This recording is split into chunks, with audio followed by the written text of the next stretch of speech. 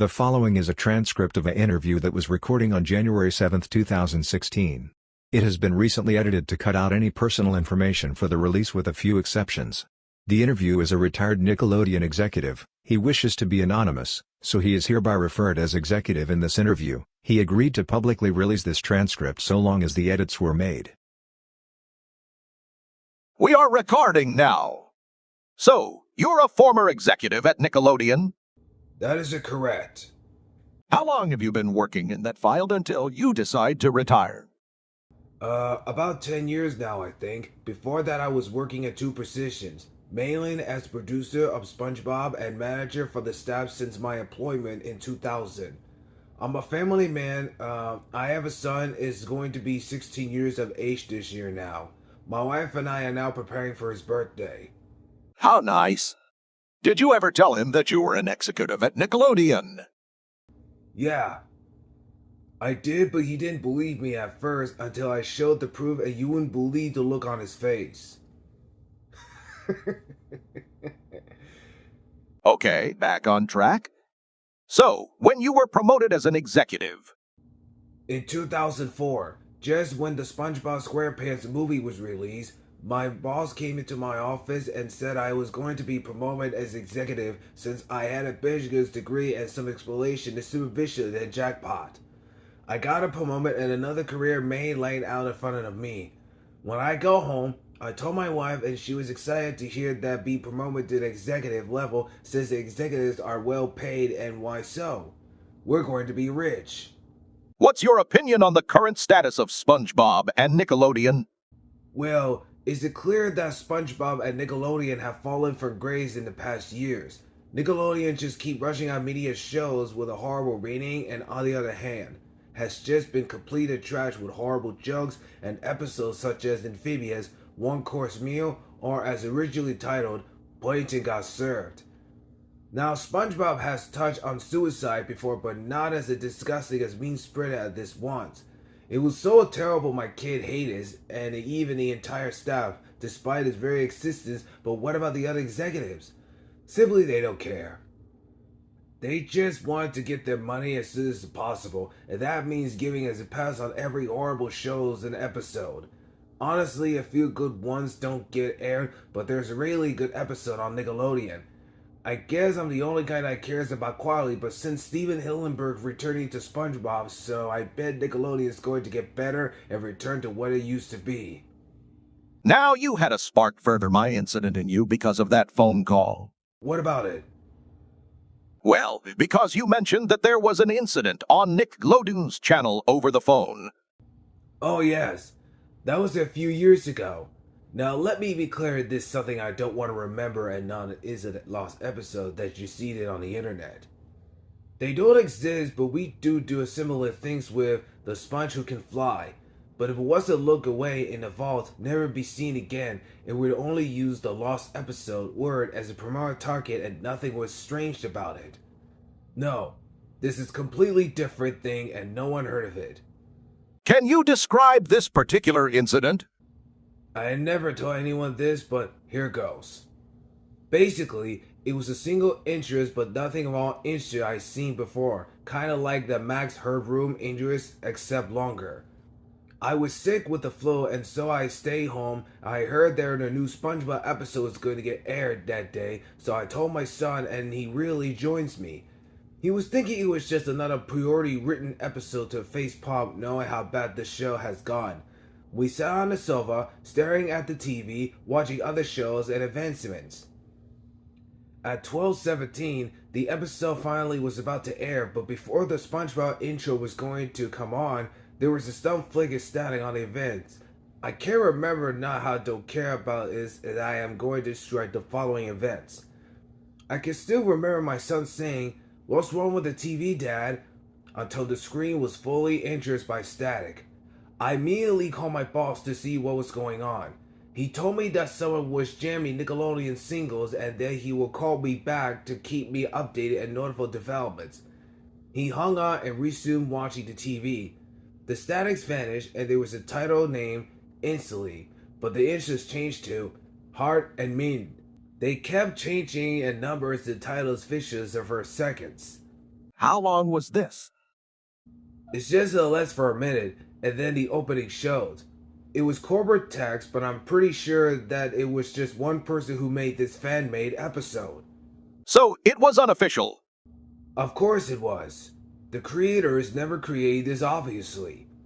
Once the opening credits were gone, the episode starts with the opening shot of the Krusty Krab from Bird's Eye Pursues late at night, then it jump cut to the entrance of the Krusty Krab. The camera zoomed into the doors went past them. SpongeBob was on the cash register looking towards the screen. Squidward was nowhere to be found. A look on SpongeBob's face revealed the emotion that he was terrified personally, cause he is the only employee curious at the Krusty Krab. A few minutes passed, and an illuminated arm was slowly coming with the left side of the screen. Then it quickly grabbed SpongeBob's head with the scary speed, and SpongeBob screamed. The figure then ran to the entrance when SpongeBob in his hand and threw him out. It cuts to the shot of SpongeBob on the ground, then switched to the shot of the illumination figures at the doors. It didn't have the plushies of Mr. Krabs. It didn't have cheers or tall eyes. It didn't look like any other fish characters at all. It was thin and had a human features such as fingers and barely visible hair. And was it doing? Yelling at SpongeBob. I pursued it because of the head movement. I couldn't disappear what it is saying. There was no audio in this action and this figure was too dark to see the lips movement. After this, it was closed the door on SpongeBob at this point. He was even more terrifying than before. Eventually, he calmed down and started walking home. The camera followed SpongeBob, then the screen went to sideways shot of SpongeBob walking home with a night sky as the background. The sky wasn't look like usual SpongeBob night sky with darkness, out flowers, but the tiny lit skies on Earth. If you actually could see it, you could realize there's stars of Mars and Venus, among others. The striking thing about the background sky was that there was a photorealistic eyes in the sky and they wouldn't dare the opening shots of this made-up episode. They were moving left to right. During this section, my boss called me and picked up. He that Nickelodeon's engineers trying to spy to hide the broadcast. He also said they were looking into a traffic the hijackers, but he said that this raid was unlikely because the hijacker was usually microwave, like singles from multiple locations. Therefore, whoever this was had some professional help, like the setup that helped later on to cover his or her tracks. The shot of SpongeBob walking home with the sky lasted 6 minutes. Then SpongeBob reached his destination. The jump cut to outside bird's eye view of his home where he walked to the door, opened and closed it behind him. There was the entire almost cracking noise, then stopped once to went to the next scene. The next scene was in Squidward's house. There was a follow shot Squidward towards. He was reading a newspaper. The words in the newspaper were readable. It was distributed out back for the unknown virus. However, a phone was ringing and Squidward folded to the newspaper to pick up once he did.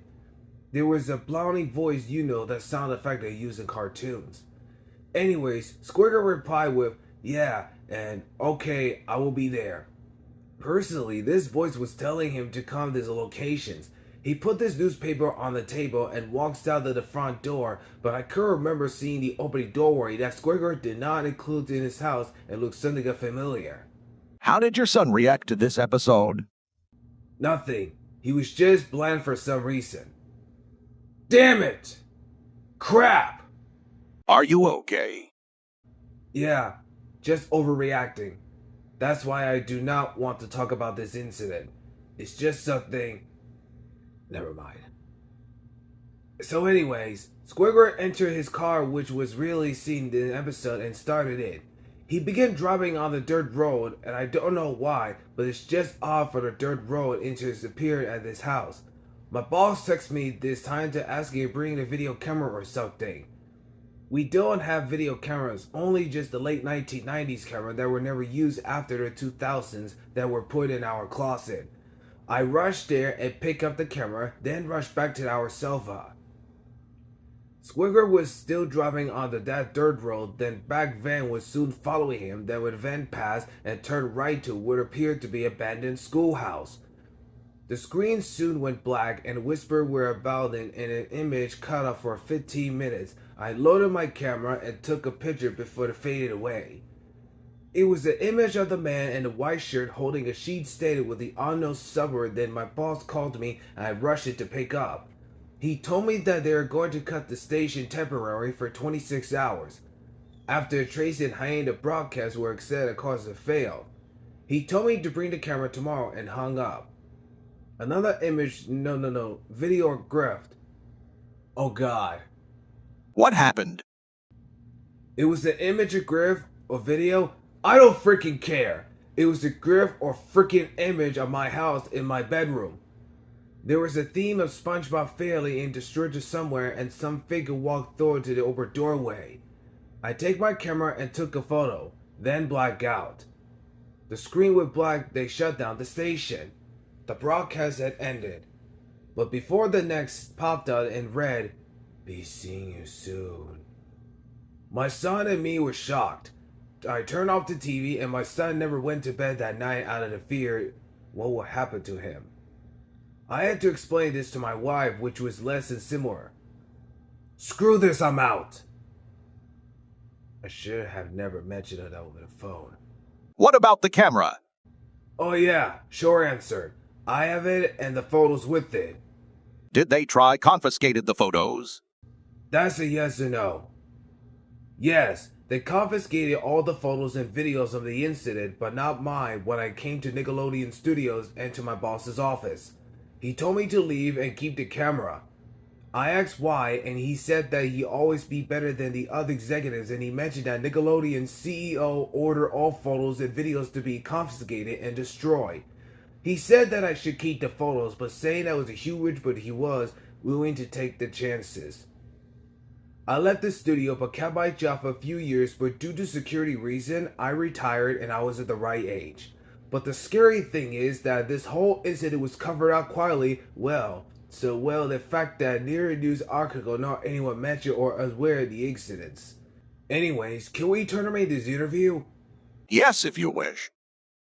Good. I will scan the photos and send them to your email. One more question. Yes? What did your boss said before you walked out? He said, never mention the incident and to watch myself in the eyes. The executive was displeased of what the interview turned out. He is paranoid of his safety and privacy, is unknown what happened to him or what his current status is now.